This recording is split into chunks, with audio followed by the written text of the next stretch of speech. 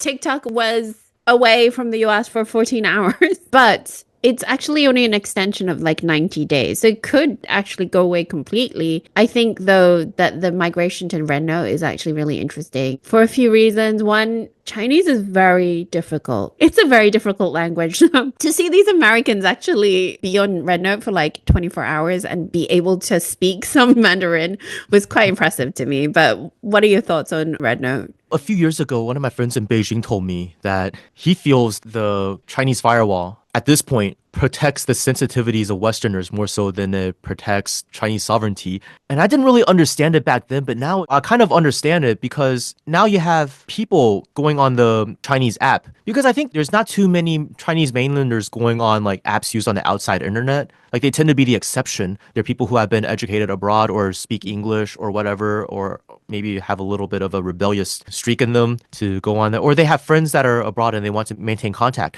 So because there's not that many, it's easy for people to think, oh, these are just operatives sent by the government to give a certain image of China that they want. But then you go onto an app used by everyday Chinese people. It's very difficult to make the claim that all of these users were put there by the government to project a certain image of China.